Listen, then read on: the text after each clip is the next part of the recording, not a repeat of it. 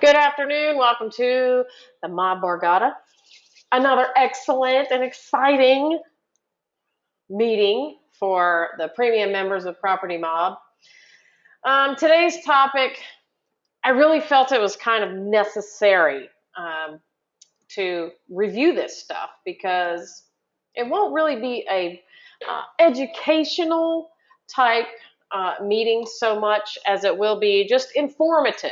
So big difference to me. You won't walk away and be like, wow, this is really something that I didn't know, but definitely something that you can use and apply to your business.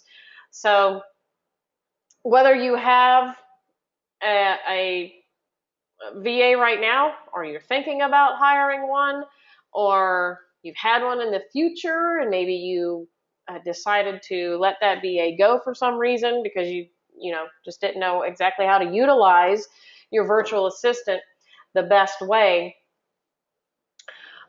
this could be a game changer for you. So I will take the time to go over the highest and best use of your virtual assistant. And I really chose this topic because you may or may not know the Property Mob trains and offers for hire virtual assistants who are trained in the real estate investment space. And they're trained on over 100 administrative tasks on how to do everything that I'm going to show you today that they're capable of doing.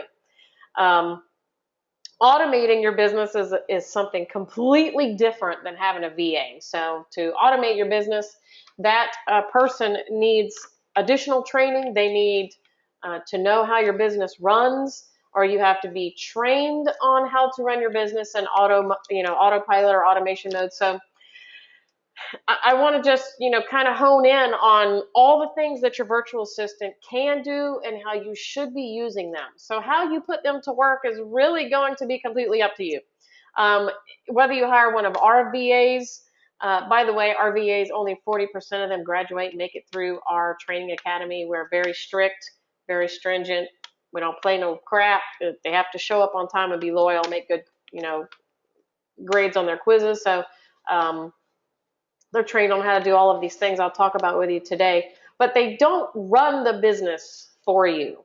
You're actually the business owner, and your job is just to point them in the right direction and let them know what you want them to do, unless you do some type of automation implementation. All right, so I'm actually going to go over a multitude of things, and you may get, an eye opener and say, oh man, I didn't even think about letting my VA do those things.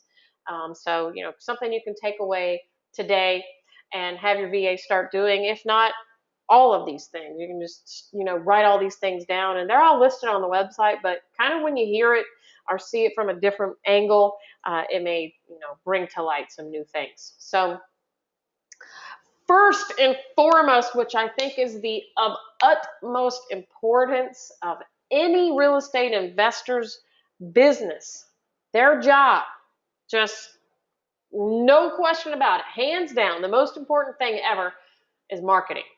So I can't stress this enough, how important it is to have your virtual assistant working in the marketing space of your business. Now let's check out some of this. I just got some bullet points here of some of the things, and we're going to go through a bunch of them, but so they can cross-reference and research data, create some manual mailing lists. Now, I've got the bullet points here of some that I know personally it takes a little more legwork. So, you can't just go buy a list of these things and, it's easy peasy. You download them, you upload them to Click Them Out, hit a button, and they go out, and it's great. It's just not that easy. It doesn't work that way. You have to do some cross-referencing and researching and looking up addresses and properties and what do they own and what don't they own and who is actually in charge and who's the personal rep and what's their address. So these lists that you see here require a little bit of legwork.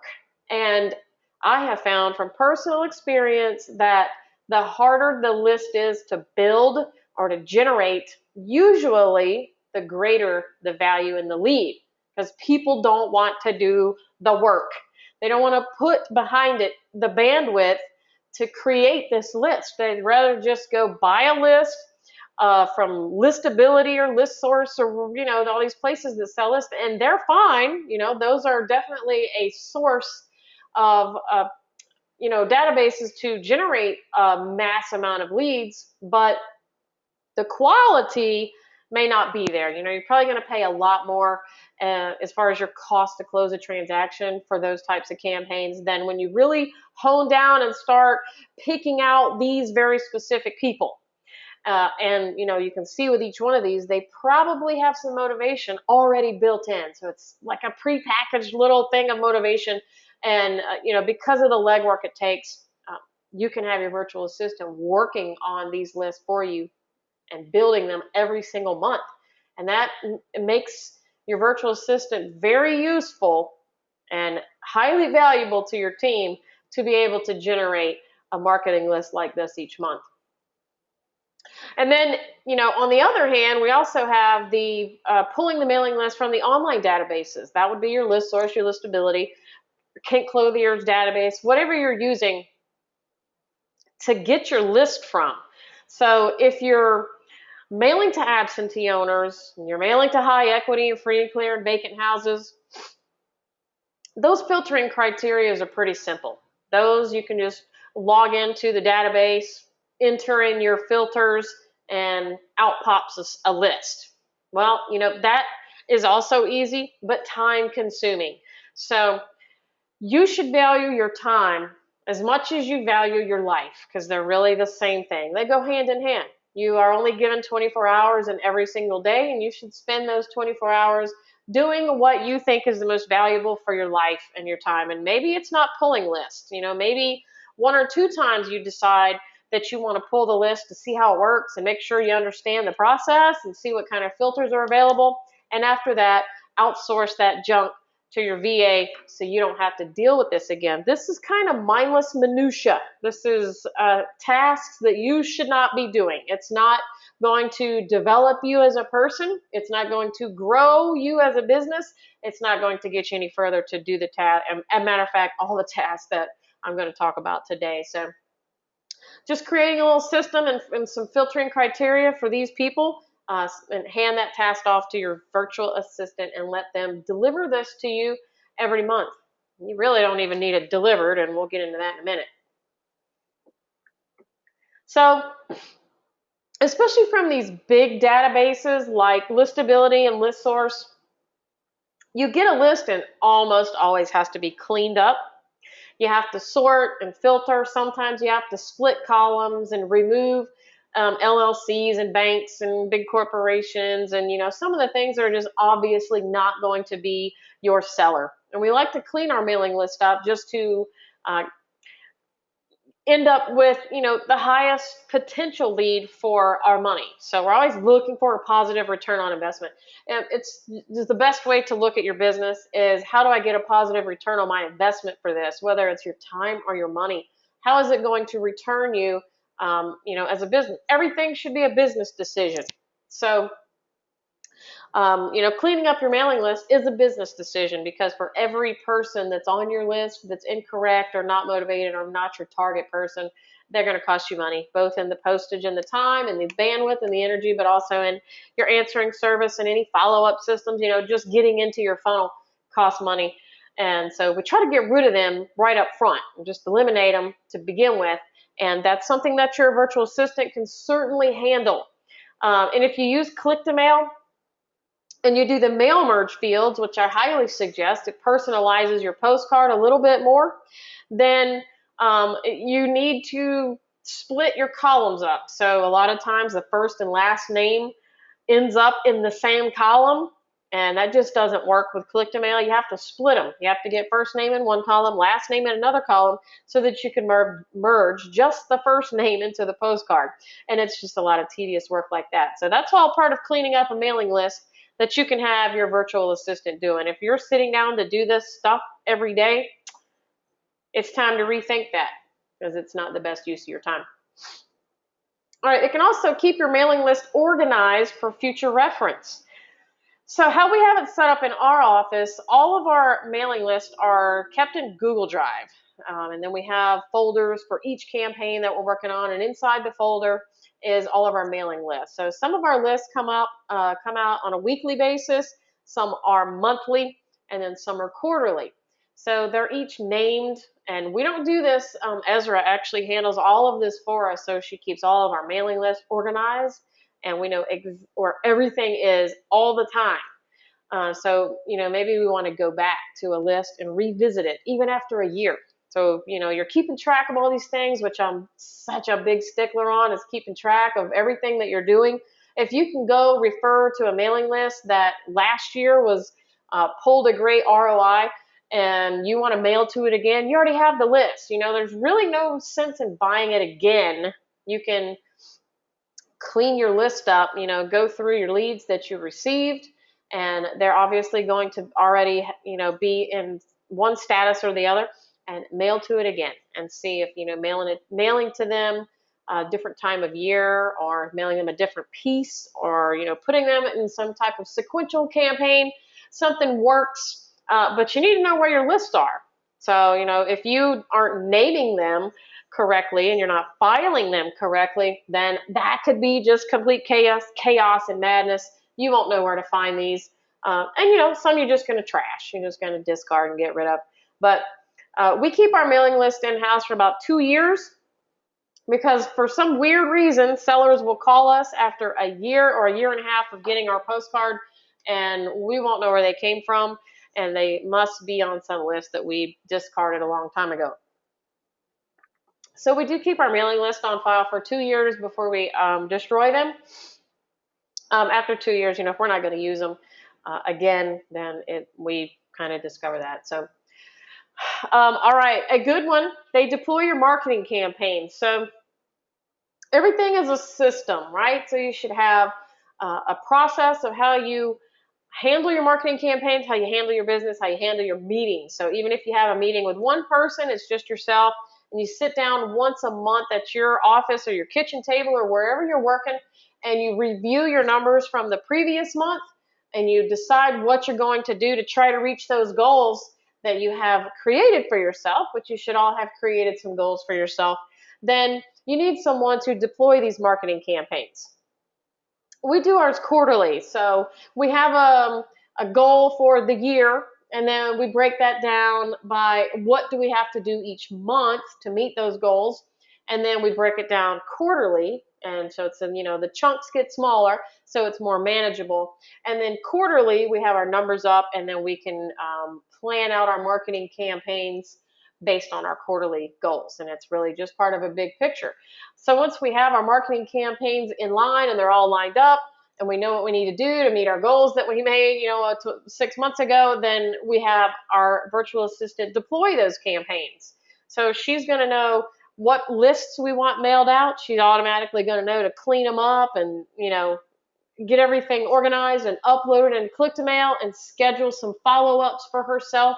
So some campaigns we do sequential mailings monthly. Some we will do quarterly if it's something more not time sensitive, like maybe we have a zip code mailing, a particular zip code we like, and it's easy sale. So we have some of those, and we just mail quarterly postcards to them. It's kind of like a farm area that realtors may talk about or mention. You can do the same thing as an investors. It's not, it's not really a quick response, but over time they start seeing your postcard, and when they get ready to sell, you'll be the person that they call.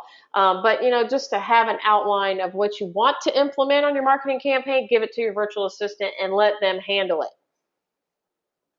Are they going to make mistakes and just muck everything up? Absolutely. That's all part of learning and growing and being a business owner, and training is, having people make mistakes. So don't freak out. Just expect it to happen and be forgiving, and know that it's just one step closer to having somebody on your team that really is going to bring value to your business and your bottom line. They're going to mess up. They're going to mess up more than once. They're going to mess up a lot. It may even cost you money. But, if you have someone that is an asset to your team, then just deal with it. Don't freak out. Now, managing your marketing budget, with your goals, even annually, quarterly, monthly, you should know what your budget's going to be. You have to know what your budget's going to be if you're going to try to reach specific goals. So you can't reach, closing 10 deals without the budget to support it. So if you have a marketing budget, and you have your virtual assistant that's deploying your campaigns for you, they should also be managing that budget and knowing how to allocate those funds for each campaign. Now, this is, having your virtual assistant managing your marketing budget is, that probably comes maybe a year or a year and a half after you have established a working relationship with your virtual assistant. Then you let them manage your marketing budget. And you just put, $5,000 in ClickMail, and they get to manage it. They know exactly what needs to be done with that money and where that money needs to be spent, and that it needs to be spent 100%. So we don't want any money left over. Any money left on the table out of a marketing budget means that's less leads that I generated for my business, means less closer to my goal that I get. So I want all of my marketing budget spent every single month. It's the only way to grow as a company. By the way, you should be spending, if you spend 5 to 10% on marketing, you're probably not serious. If you spend 10 to 15%, you're probably average. If you're spending 20%, you're doing very good for yourself, and you're spending more than 20% on marketing, then your business is growing. You're in a scaling stage. So kind of something to think about when you are planning out your budget. If you want to stay where you are, not 10, 15%. If you want to die completely and let your business just deteriorate, then, allocate 5% to marketing. 20% is ideal. You're going to be, steady Freddy. And then over 20%, you're going to go to the growth stage. You're going to scalability. Virtual assistants can keep track of your expenses. Easy. Whether you have QuickBooks, Evernote, CRM, something that keeps track of money, let them do it. They're not dipping into your bank account. They're just doing data entry. So we have our virtual assistant. She keeps track of several different things. So anytime we make a deposit, we send her a copy of whatever we made a deposit, and we write on it what it is, and she keeps track of that. Expenses are a little different. She don't know, all these places we're swiping our card and all these, meals and entertainment and travel. So she doesn't really keep track of that. She does keep track of any invoices that she pays or any contractors that she pays. So if we do out-of-town property inspections, or, bandit signs out of town, or we're paying somebody to send us an invoice for marketing or anything like that, she keeps track of those expenses. And we have online QuickBooks so that she can log in and it automatically downloads to our bank account. She can go in there and update that category with whoever it was paid to and what category it belongs to. So that's also something that may come a little later once your virtual assistant gets familiar with your business and understands how you spend money and what you spend it on, and you feel comfortable with them looking at your financial reports. The QuickBooks Online, you can actually turn off profit and loss views and accounting balances and things like that, and just give access to people just to do the data entry, which is kind of cool. But I hate doing bookkeeping, so I love the fact that Ezra can go in and bang out some of my data entry into my QuickBooks for my accountant to take over. Also, monthly reporting. Your virtual assistant, you can ask them to send you a report on how much money you spent on marketing. That's really the only thing I like reports on. I mean, my accountant sends, the profit and loss every month, but the monthly report on the marketing budget, because in our spreadsheet that we talked about last Borgata meeting, so it would be the analytics Borgata meeting, it was very in detail, and I actually shared a spreadsheet with you on measuring your business performance using metrics. And the spreadsheet, you have to plug in how much you spend on your marketing every single month.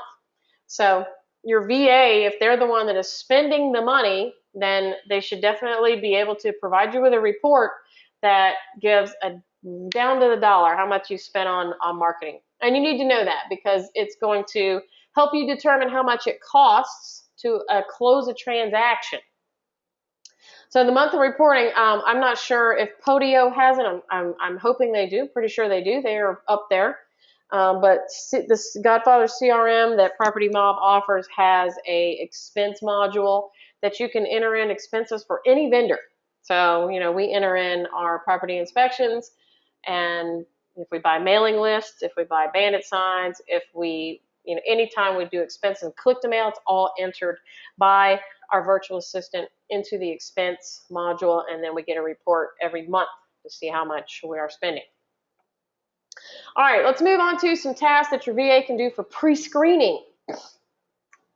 I got a whole bunch of tasks, so I'll try to whiz through these. All right, they can pre-screen sellers. Now, there's pros and cons to this. The pros is you don't have to do it. Someone else can do it for you.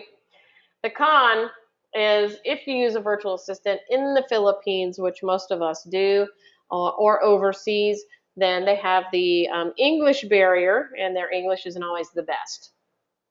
In our training program, we do not, we don't discriminate based on their English, but when we get one that speaks 4-star or 5-star English, we are like super excited, and people just gobble them up because it's hard to find some that, are fluent and articulate in the English language. So if you find one, or if you have one that does that, feel lucky.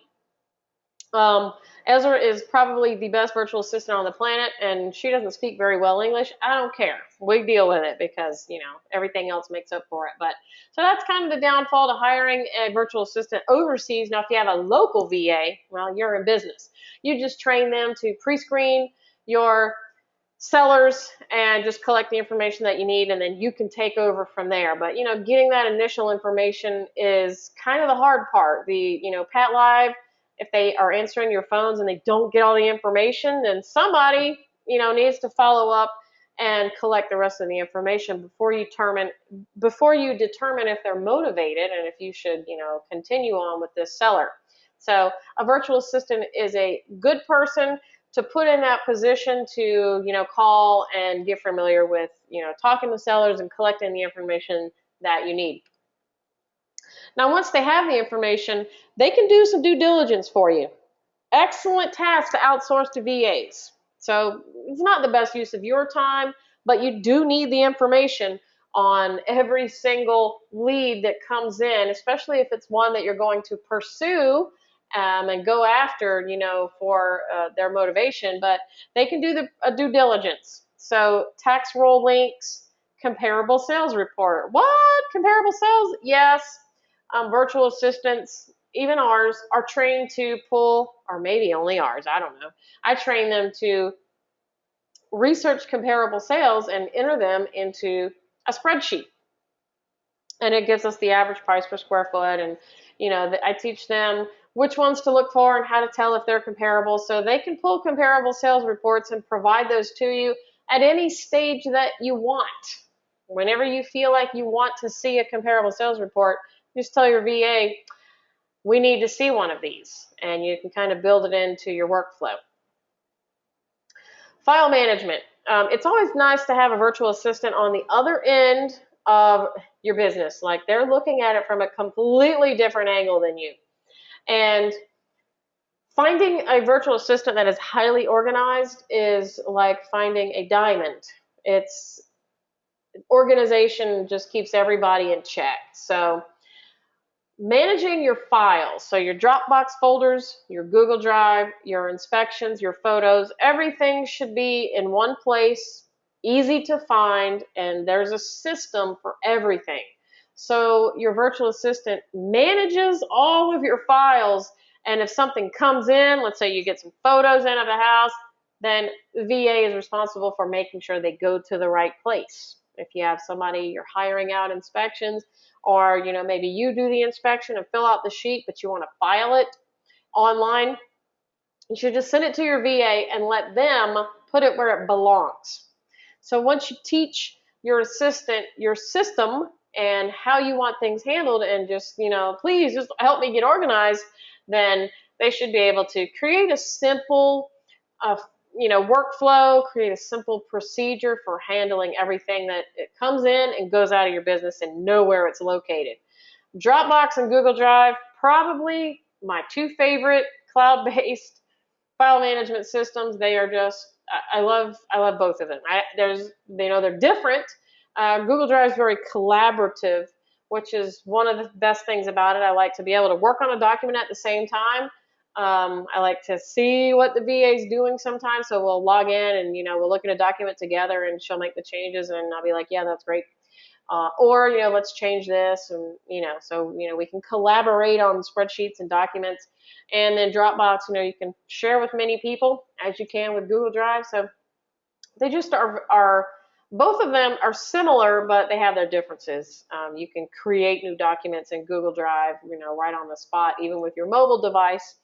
And your VA has access to all of these things. So all of our contracts and addendums and anything that could be edited, assignment fees, extensions, affidavit and memorandums, purchase and sales for sellers and buyers and lease options, owner finance, land trust agreements, everything that we use that is a document is in Google Drive.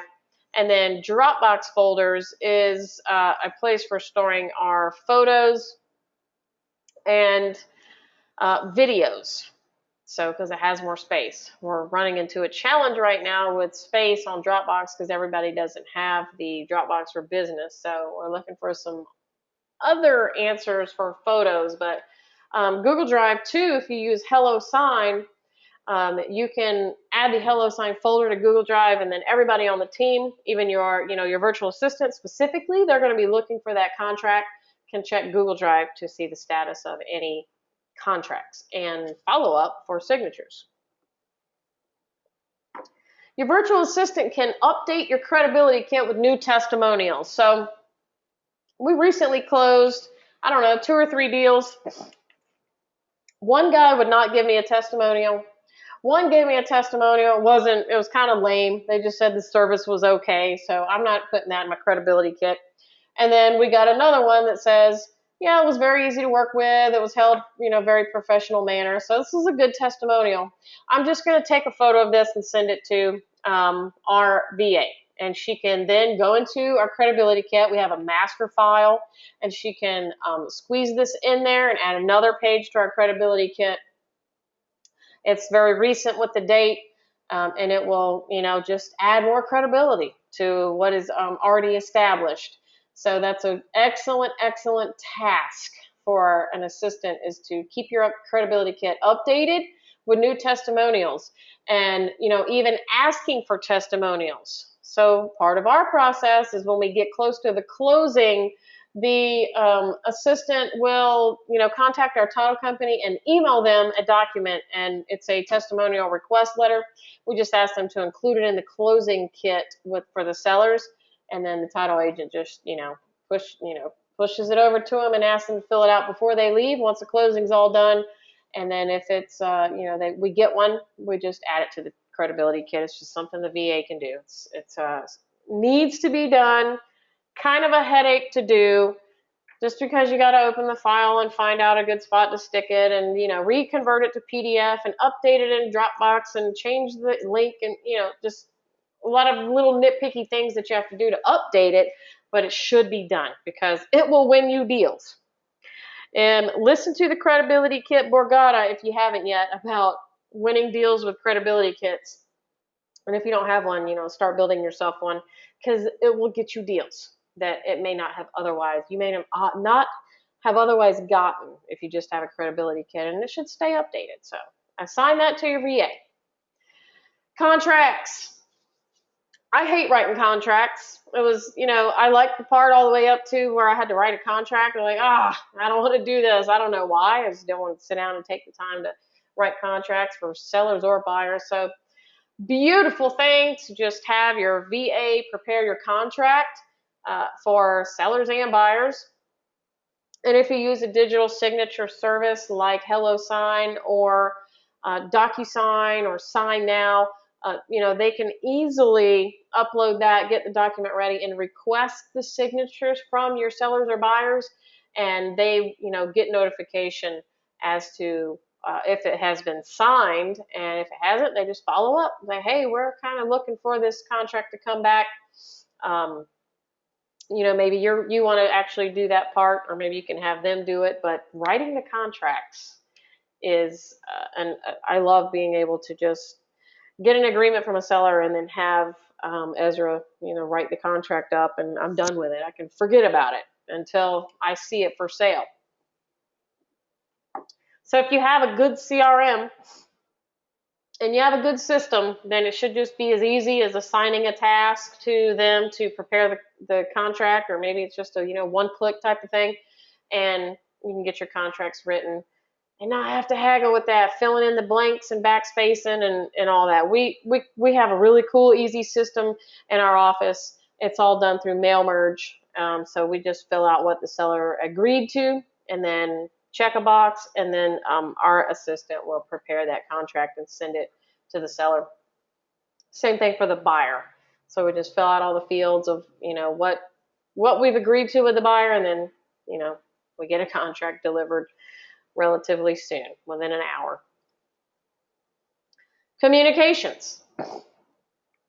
This is something else that I don't know. I just don't have time to do, and even if I did, I don't want to. I'm kind of over this stage of my life, monitoring and replying to emails. Maybe it's just me. I don't know.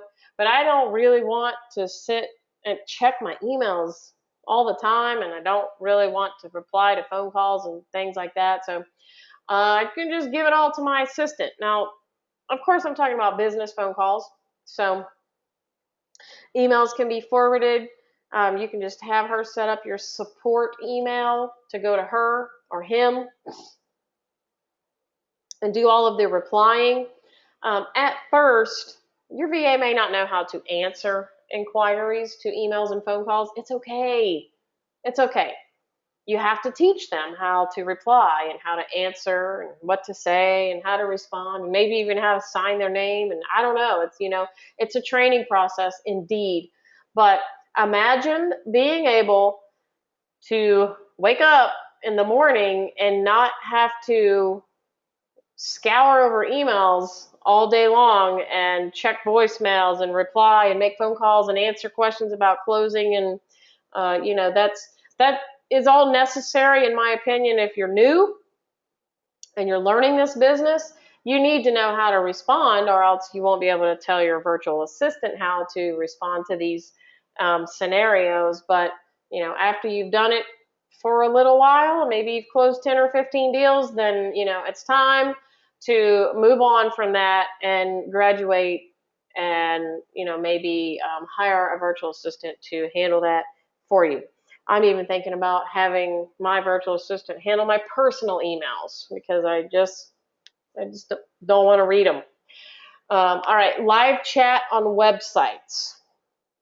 If you don't have a live chat feature on your website, get one. They're free. There's lots of them that are free. Zoho has Sales IQ, which is free. There's Zopum, that's free. Of course, they have paid versions of all these live chats with premium services and stuff, but the free one is just fine. Have your virtual assistant log on at a certain time every day and stay online until a certain time every day, and just sit there, and you don't really have to stare at it. It will make a noise, it will ring or make a honking noise or whatever it does when someone is requesting to chat on the website. And in more cases than one, we have captured seller leads on the website from the live chat feature. So I know you probably don't want to sit there monitoring live chat, because actually someone has to be sitting there and be ready to reply, or you look very unprofessional. So virtual assistant's great for that. Also, monitoring Facebook pages and social media. If you have a Facebook page, well, then somebody should be engaging on that page. Your virtual assistant can be doing posts for you, answering questions, commenting, and just engaging with your audience. And if you're not going to do that, then just delete your Facebook page, because you're not social networking at all. But if you do have a page, then use it to your advantage. And what better way than to have your virtual assistant monitor your page, and it's just part of their daily checklist to pop in and see what activity is going on, and maybe to post messages. So I do recommend having 2 Facebook pages. Keep them separate. Keep your sellers and your buyer Facebook pages completely separate. Make your message very clear. If you have a corporation name like, I don't know, Beautiful Homes Are Us or whatever, I can't tell what that is. So whatever your message you want your message to portray from Facebook, make sure it's really clear when your visitor gets there to encourage more engagement and so they know what they're doing on your page. But your virtual assistant should be monitoring it, looking for messages, looking for comments and likes, and engaging with the audience. So something that really needs to be done every day if you're going to have a Facebook page. Your virtual assistant can handle showing requests from your buyers and simple inquiries. So we have a form set up on our website that if somebody wants to see a property, they can fill out the form, and that request will go to the virtual assistant, and they can handle that. If it's vacant on lockbox, then that information can certainly be given out to the buyer, as long as we have their name, phone number, and email address.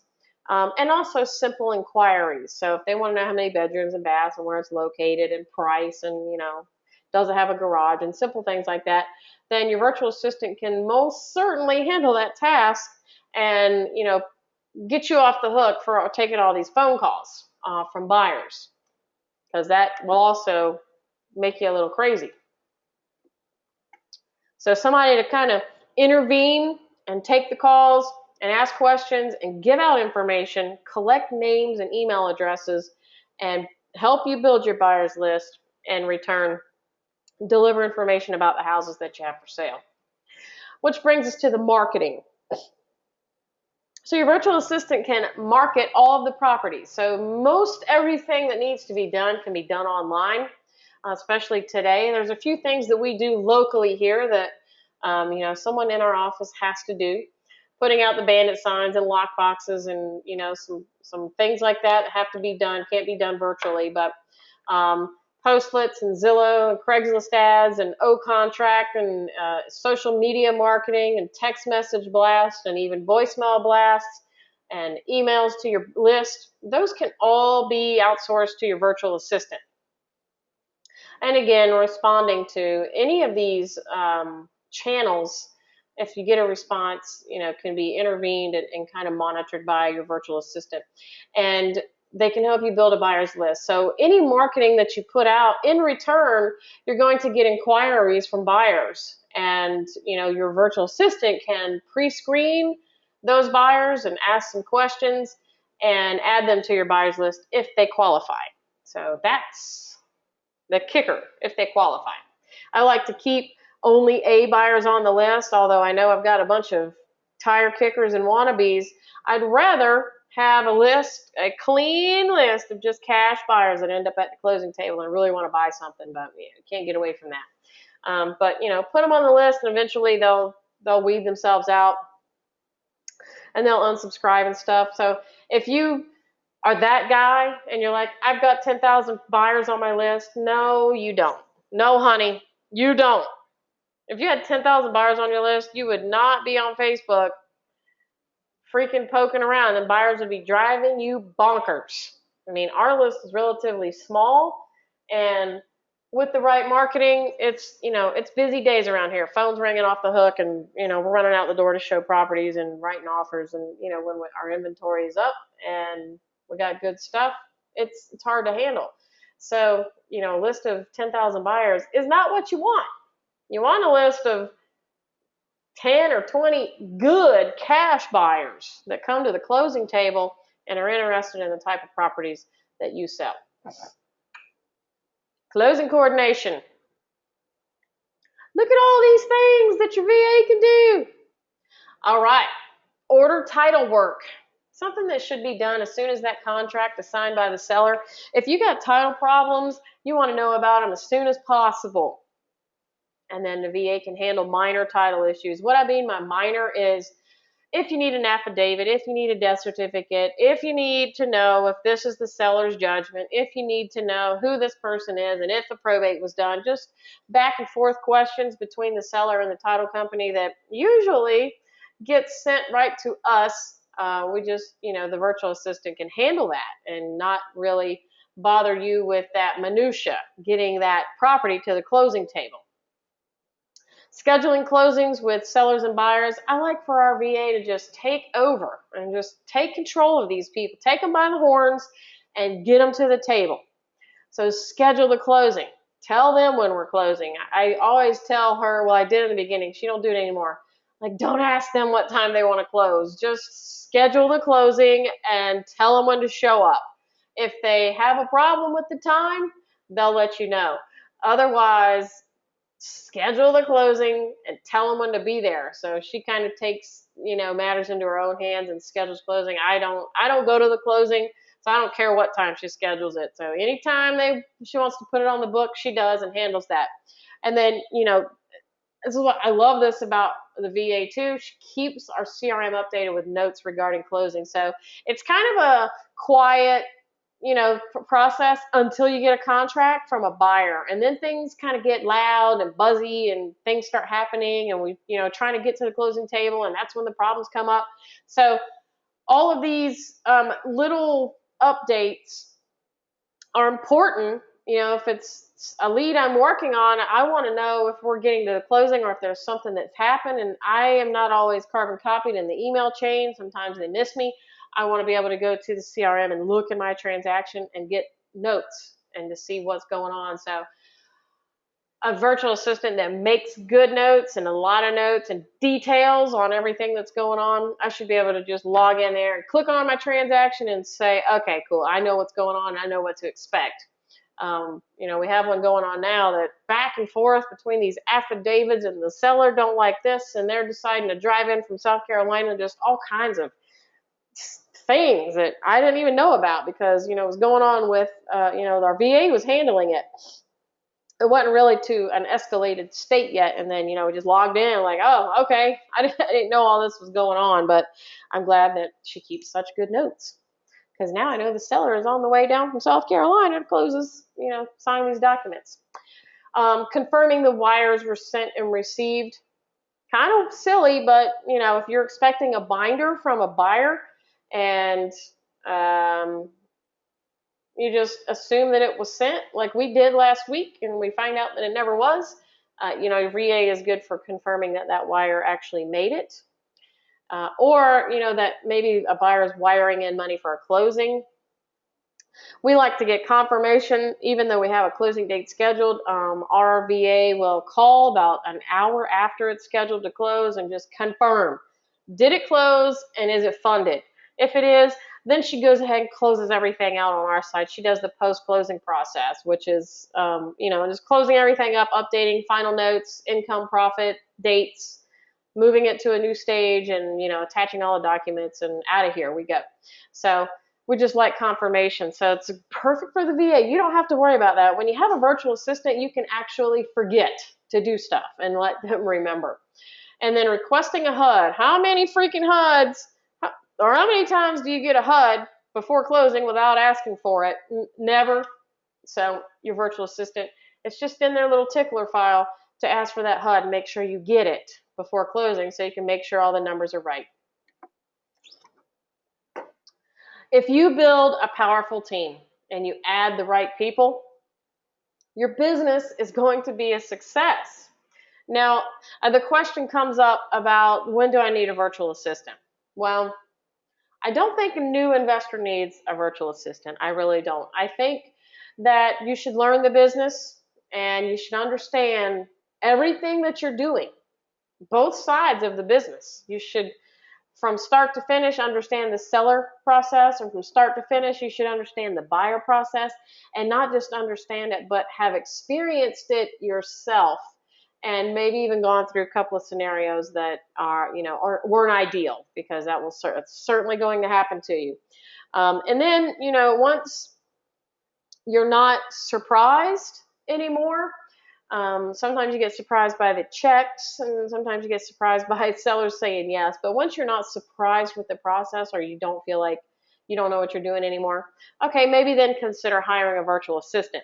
But once you do, and and you become you're seasoned, you're more into this business and you've got some things under your belt, having a virtual assistant is definitely, it's really the best investment that we've ever made for our business, other than the CRM. I mean, having the CRM and the VA together, holy crap, there's just no, I would never go back to not having a virtual assistant, and I would never go back to not having a VA. So I can do without some marketing campaigns, and I can do without an office, and I can do without Google Voice, and I can do without, a bunch of things. I can do without bandit signs. I can do without whiteboards and all kinds of things. I can do without car magnets, but I can't do without a virtual assistant, and I can't do without a CRM. So with those elements in place, and they're both powerful, then you have an excellent team. And just like I said to our team the other day, and I have it written on the board, together everyone achieves more. It's true. It's true. Dan and I used to work together just by ourselves, and although we considered ourselves a team, we were still just kind of a lonely couple trying to survive in the wholesaling world. And things are more exciting. We are flourishing more. Our business is growing, and we're able to do more by having more people on our team.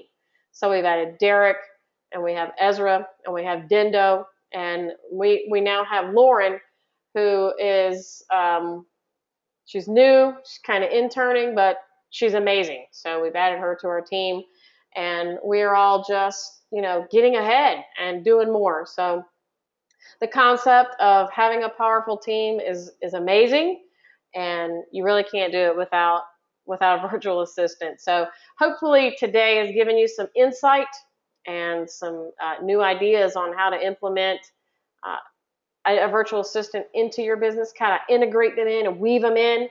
And also, if you already have a VA, some new things you might want to assign to them, and quit doing some of this minutia, because we are only given 24 hours a day, and we sleep about 8 of them. That leaves us with 16 hours.